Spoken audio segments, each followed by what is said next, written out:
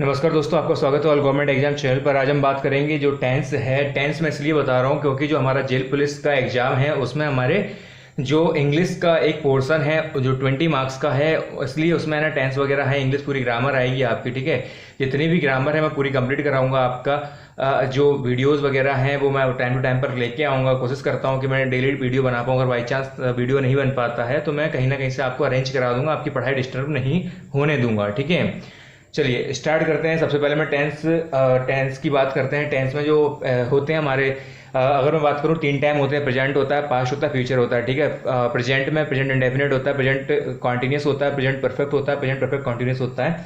तो सबसे पहले जो मैं टेंस की बात करूंगा वो हमारा होगा प्रेजेंट कॉन्टिन्यूस की बात करूंगा। ठीक है, प्रेजेंट कॉन्टिन्यूस की हम बात करेंगे। प्रेजेंट कॉन्टिन्यूस की जो प्रेजेंट कॉन्टिन्यूस प्रेजेंट कॉन्टिन्यूस अच्छा, प्रेजेंट कॉन्टिन्यूस जो है इसकी पहचान क्या है? अगर मैं हिंदी के अकॉर्डिंग बात करूँ, उसके बाद में हम आगे काम करेंगे जिससे बेसिक आपको समझ में आ जाए। पहचान होती है जिन वाक्यों के अंत में क्या आएगा? रहा है, ठीक है, रही है, रहे हैं आदि। जिन वाक्यों के अंत में रहा है, रही है, रहे आ जाए। एज ए एग्जाम्पल मैं लेता हूँ, जैसे सीता खाना खा रही है, तुम दौड़ रहे हो, तुम पढ़ रहे हो, तुम स्कूल जा रहे हो। ये सिंपल सा सेंटेंस है जो मैंने आपको बताया। अब जो हेल्पिंग वर्ब क्या होगी? इज, आर और एम। इन तीन का हम प्रयोग करते हैं। एज का प्रयोग करेंगे हम सिंगुलर सब्जेक्ट के साथ में, आर का प्रयोग करेंगे हम प्लूरल के साथ में, और एम का हम प्रयोग करेंगे आई सब्जेक्ट के साथ में। अब सब्जेक्ट क्या होते हैं जरा उनके बारे में चर्चा कर ली जाए। सब्जेक्ट हमारे दो तरीके के होते हैं। ठीक है, सब्जेक्ट जो है दो तरीके के होते हैं, एक सिंगुलर होता है और एक प्लूरल होता है। अब सिंगुलर में क्या आएगा? ही, सी, इट, ने। अब ही किसको बोलते हैं हम? वह, ये लड़के के लिए यूज होगा। सी किसके लिए? लड़की के लिए यूज होगा। वह खेल रही है, ठीक है, वह खेल चुकी है। जो भी कुछ होगा, अभी मैं सब्जेक्ट की बात कर रहा हूँ, ये सब्जेक्ट किसी भी टेंस में यूज हो सकते हैं। इट, वह होता है। ये निर्जीव वस्तु, नॉन लिविंग थिंग्स के लिए आता है, जैसे वह ब्रेंच है, वह टेबल है, वह कुर्सी है, वह मार्कर है। ठीक है, नाम किसी का भी हो सकता है, मेरा, तुम्हारा, किसी का भी नाम हो सकता है। प्लूरल में आएगा यू। यू का मतलब तुम होता है हिंदी में। दे, बे हिंदी में बोलते हैं। आई, मैं, ठीक है, यू, दे, वे, आई और वी। ठीक है, हम। अच्छा, एक खास बात ये है, जो आई है इसको हम क्या करेंगे? इसको अलग करेंगे, क्योंकि आई के साथ में हम क्या लगाएंगे? एम लगेगा। ठीक है, होता प्लूरल में काउंट करता है। अच्छा, दूसरी एक इंपॉर्टेंट और बात बताता हूँ आपको। जो अभी हम इसको सिंगुलर हमने ये माना है, ठीक है, प्लूरल ये है। आई तो हमेशा मैं होता है ना, मैं खेल रहा हूं तो मैं तो एक ही इंसान हूं, एक वचन है, फिर ये प्लूरल में क्यों काउंट करते हैं? एक्चुअली क्या है कि सेंटेंस हैं उनको आसानी हो बनाने में, इसलिए हम इसको प्लूरल में काउंट कर लेते हैं, उनको रख देते हैं, इससे आसानी हो। वैसे ये सब्जेक्ट होते हैं, इनको हम first person, second person, third person के अकॉर्डिंग हम इनको पढ़ते हैं। जब भी मैं आपको नरेशन कराऊंगा उसमें आपको पूरा डिटेल में बता दूंगा। चलिए, अब आपको ये समझ में आ गया होगा कि सब्जेक्ट क्या होते हैं। अब हम बात करते हैं सिंगुलर सब्जेक्ट क्या था, प्लूरल क्या था। आपको समझ में आ गया होगा कि सिंगुलर कौन कौन से होते हैं? ही, सी, इट, नेम होता है। प्लूरल कौन से होते हैं? यू, दे, वी होता है। आई के साथ में हमेशा एम लगाएंगे। ठीक है, अब सेंटेंस बनाने का स्ट्रक्चर होता है भाई, सबसे पहले सब्जेक्ट आएगा, उसके बाद में हेल्पिंग वर्ब आएगी, उसके बाद में वर्ब की फोर्थ फॉर्म आएगी, उसके बाद में ऑब्जेक्ट आएगा।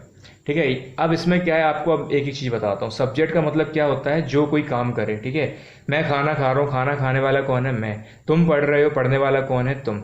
वह गाड़ी चला रहा है, तो गाड़ी चलाने वाला कौन है? वह। तो ये सभी क्या होगा? सब्जेक्ट। जो काम करता है उसको हम सब्जेक्ट बोलेंगे। ठीक है, हेल्पिंग वर्ब क्या है? ये हेल्पिंग वर्ब है। इज, आर, एम, ये हेल्पिंग वर्ब है। ये किसके अकॉर्डिंग लगेगी? सब्जेक्ट के अकॉर्डिंग लगेगी। अगर कोई सिंगुलर सब्जेक्ट आ रहा है, सिंगुलर सब्जेक्ट के अंदर कौन कौन से होते हैं हमारे? ही, सी, इट और ये नेम, ये मैंने ऑलरेडी आपको बता ही दिया है। ठीक है, प्लूरल में क्या आएगा आपका? यू आ जाता है, दे आ जाएगा, आपका वी आ जाएगा। ठीक है, तो ये हमारे किस में चले जाएंगे? प्लूरल में चले जाएंगे। और जो आई है, आई के साथ में हम क्या लगाएंगे? एम है। ठीक है, तो वी की वर्ब की जो फोर्थ फॉर्म है, जो जैसे कि अगर वर्ब क्या होता है, वर्ब के बारे में समझ लेते हैं। कोई भी काम, हंसना, खेलना, दौड़ना, पढ़ना, मारना, पिटना, घूमना फिरना, ये सभी क्या, कोई भी काम होता है उसको हम वर्ब बोलते हैं। ठीक है, उसकी हम कौन सी फॉर्म लगाएंगे? Fourth form. फोर्थ फॉर्म का मतलब क्या होता है? वर्ब के लास्ट में आईएनजी लगा देना। ठीक है, वर्ब के लास्ट में क्या लगा देना? आईएनजी। और ऑब्जेक्ट क्या है जिससे हमारा काम जुड़ा रहा है? एक एग्जाम्पल ले लेता हूं मैं। सीता गाड़ी चलाती है। सीता गाड़ी चला। अब ये देखो लास्ट में सेंटेंस के क्या आना चाहिए, रहा है रही है, तो क्या हो जाएगा, चला रही है। सेंटेंस सबसे पहले हमको क्या चाहिए, सब्जेक्ट, तो गाड़ी कौन चला रहा है, सीता, सीता को हम लिख लेते हैं इधर, ठीक है। उसके बाद में हेल्पिंग वर्ब, भाई सीता सिंगुलर है कि प्लूरल है, सिंगुलर है, किसी का भी नाम आ जाए तो उसके साथ हम क्या लगाएंगे, एज, तो एज लगा दिया। अब क्या काम कर रहे हैं, वर्ब की फोर्थ फॉर्म, मतलब काम, क्या काम कर रहा है, चलाने का, चलाने क्या बोलते हैं, ड्राइव, तो मैं यहाँ पे लिख देता हूँ ड्राइव। अब ड्राइव में क्या होता है, आईएनजी लगाते हैं लास्ट में, फोर्थ फॉर्म बोली है हमसे, वर्ब की फोर्थ फॉर्म, तो उसका मतलब है आईएनजी लगाना, याद रखें आप इसको।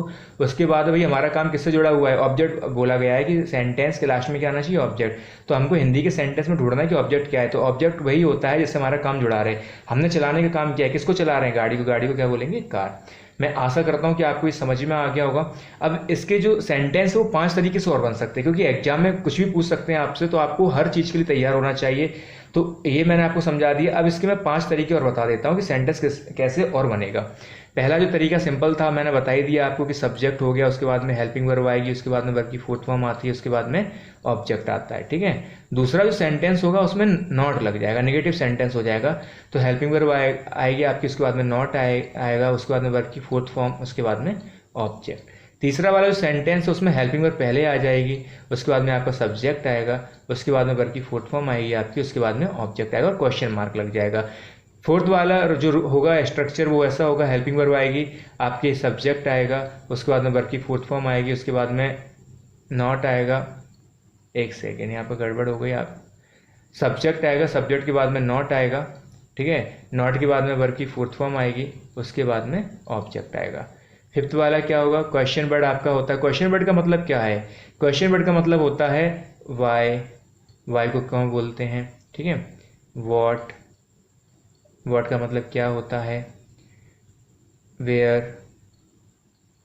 कहाँ, वैन, कब, तो ये क्या है, क्वेश्चन वर्ड है। ये वैन हो गया, हु हो गया आपका, ठीक है, हु का मतलब कौन होता है, हाउ हो गया आपका, हाउ मतलब कैसे, तो ये सभी क्या है, क्वेश्चन वर्ड है ये। तो क्वेश्चन वर्ड हम यहाँ पर लेंगे, उसके बाद में हम हेल्पिंग वर्ब लगाएंगे, उसके बाद में हमारा सब्जेक्ट आएगा, उसके बाद में वर्ब की फोर्थ फॉर्म आएगी, उसके बाद में ऑब्जेक्ट आएगा। याद रखें जितने भी इंटरोगेटिव सेंटेंस हैं उसके लास्ट में क्वेश्चन मार्क जरूर लगाएं, ठीक है, पंक्चुएशन का ध्यान रखिए आप विशेषकर। क्वेश्चन वर्ड, उसके बाद में हेल्पिंग वर्ब, उसके बाद में सब्जेक्ट, उसके बाद में आपका नॉट आएगा, वर्ब की फोर्थ फॉर्म आएगी, उसके बाद में ऑब्जेक्ट, ठीक है। अब मैं एक सेंटेंस दे रहा हूँ, आशा करता हूँ कि आप उस सेंटेंस को बना पाएंगे। मैं एक सेंटेंस दे रहा हूँ, आप कमेंट करके बताइए उसको, ठीक है। सेंटेंस आपका ये है, सीता क्रिकेट खेल रही है, क्रिकेट खेल रही है।